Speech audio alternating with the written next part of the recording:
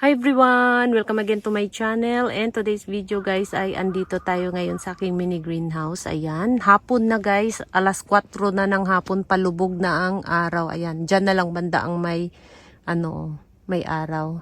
And kung napansin niyo may puti dyan, yan ay frost cloth. So, hindi ko na tinatanggal kasi manipis lang yung frost cloth. So, kahit hindi mo na siya tanggalin, nakaka-receive pa rin sila ng sunlight. So, ayan, hapon na. Yan.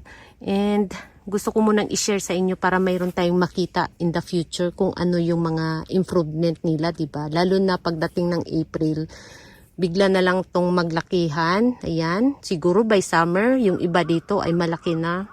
So ngayon, ayan, papakita ko sa inyo kung ano na yung ano nila. Kasi medyo malaki na sila ngayon kahit winter, guys. Ayan. Kaysa ikumpara sila nung tinanim ko sila dito, napakaliit pa nila. Halos hindi pa sila makita sa camera. Ganito pa sila kaliit dati. Ayan o, kung nakita ninyo yung kamay ko, ganyan pa sila. So, ayan. Medyo malaki na. Yung iba dito, medyo malaki na talaga. And, ito, ayan, nag-umpisa na siyang gumapang. Ayan, diba? Marami siyang mga bagong palabas na dahon dyan, oh. Nakikita ninyo, nasa gitna ng kanyang ano. Ayan. Mabilis lang siyang dumami. So ito guys, kapag nag-propagate ka nito sa summer, medyo maselan siya. Mahirap siyang i-propagate kapag nasa kalagitnaan ng summer. Lalo na kapag sobrang init, mahirap siyang i-propagate. Mas maganda siya i-propagate kapag medyo malamig-lamig ang panahon kasi growing season nila. Ayan.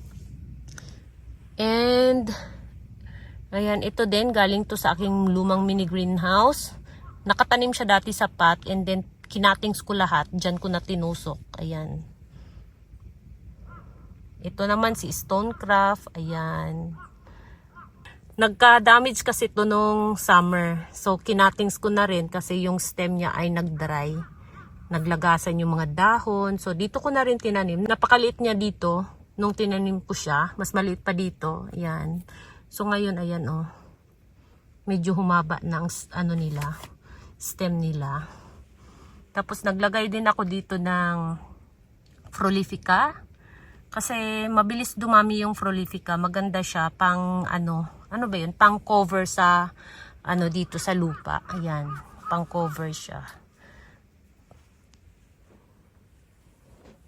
Ito katatanim ko lang nitong si Rejoice. Ayan, kasi itong ganito ko na nasa bahay, nasa malaking planter pipe. Maganda siya tingnan. Kaya naisip ko maglagay dito ng Rejoice. Ayan.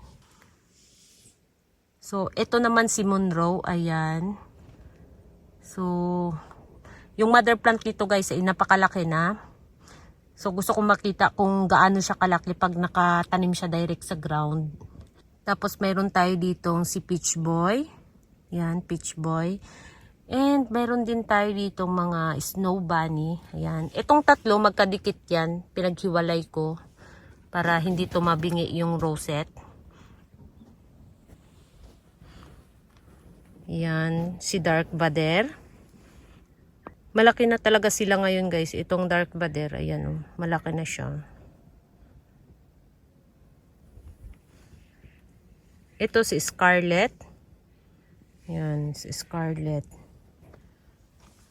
So, kung titingnan ninyo guys, ayan, nakikita na sa camera yung kahit nasa malayo, napapansin na siya sa camera. Hindi tulad nung tinanim ko sila dito, nung bago pa lang. Napakaliit nila, halos hindi sila makita sa camera, lalo na yung nakatanim sa likuran. Yan. Tapos itong mapula, ano ito siya guys? Si Robra. Mga babies ni Robra. Ayan.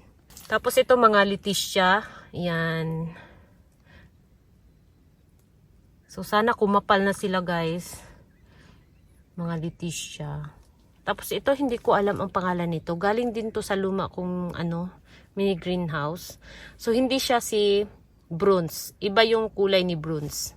Meron ako doong bronze. Ayan oh, pulang-pula, diba? Ayan.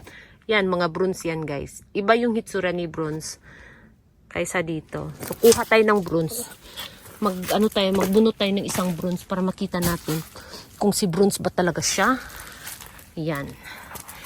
Yan guys, kung nakita ninyo, iba yung hitsura ni Bruns. Ayan. Diba? Ito si Bruns. Ito, hindi ko alam ang pangalan kasi ito ay freebie lang. Nung bumili ako ng succulents, binigyan ako nito. Yan. So, kung nakita ninyo, ayan o.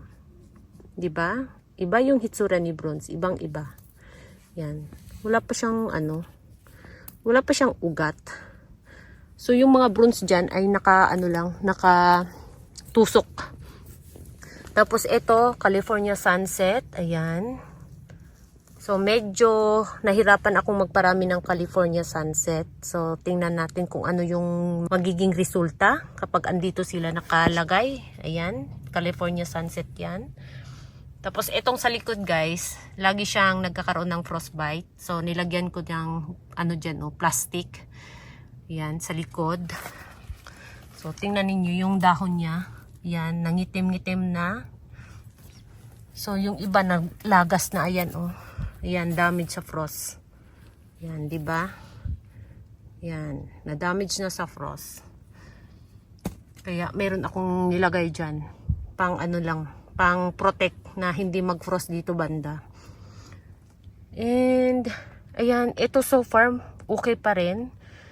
Maselan to sa winter itong mga ganitong klase, itong mga frill na ganito. Si Takasago no okay na. So, ayan, maganda pa rin yung niya dito. Hindi pa rin siya nagkaroon ng frostbite. Itong mga dilaw dyan ay mga Adolphian. Ito mga Ellen. Ayan, nag-cuttings ako ng Ellen and then dyan ko na siya tinusok. Ayan, mga Ellen. Tapos, ito naman si Sabrim. Ayan, si Sabrim. Ayan, dalawa sila guys. Nandito yung isa, ayan. Yan, si Sabrim.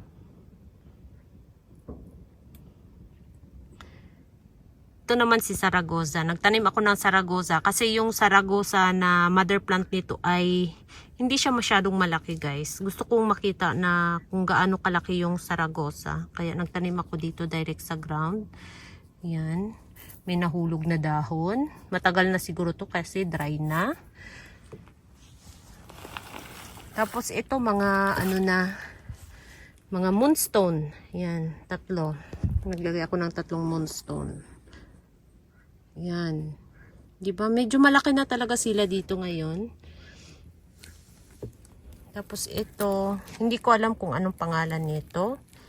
Yan, medyo malaki na rin siya ngayon. Maganda pa ang kulay, Nagpipink-pink. Tapos meron tayo ditong musan uli. Ito, mga yan, mga topsy-turvy. Yan. Ito, gumaganda na ang kanilang kulay, guys, Si pink frill. So, ayan, gumanda na sila uli ngayon. Tapos, itong, maganda yung pagka-frill niya. Si Rosea yan, guys. Ayan, nakikita ninyo yung kanilang kaibahan, di ba? Kahit idikit mo siya kay pink frill, makita mo talaga kung sino si Rosea. Ayan. So, ito si pink frill. Ito si Rosea. Ayan. Napaka-curly ng kanyang dahon. Ito si pink berry. Ayan. Mga propagation ko galing sa dahon din. Ayan, si pink berry. Nagpipink na siya dito banda. Pero dito sa kabila ay green lang. Kasi yung sikat ng araw dito lang. Ayan, ganito. So, kaya dito banda ang pink. Naglagay din ako dito ng, si Elegance. Ayan. Si Elegance. So, ayan guys. Ganito yung hitsura nila ngayon dito. Ayan, mga titubans na kinatings ko galing doon sa luma kong mini greenhouse. Ayan, dito ko na transfer. Mga titubans. Tapos yan, mga red ives. Tapos itong malaki dito si Douglas Hunt na napakalaki. Yan. Yung kinuha natin na itusok natin ulit. So ito mga bronze. Di ba napakaganda ng kulay ni bronze.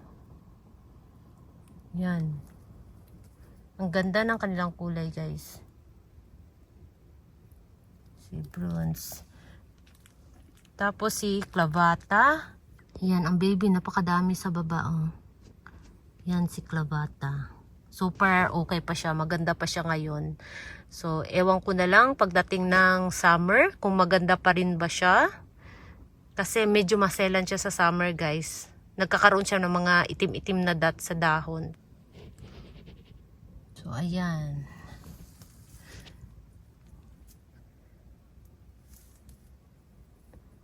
Ito, matagal na siyang nakatanim dyan. Itong mga pearl necklace. Matagal na siya dyan, guys. Magto 2 years na yata siya dyan. Napakatagal na niya dyan. And then, dito ko nilagay ang aking ruby necklace sa gilid. Ayan. Itong makapal na to ay si ano to siya, si Davy. Yan, si Davy. Meron din dito si Davy. Tapos, ito, nandito si ano to siya, si Cupid.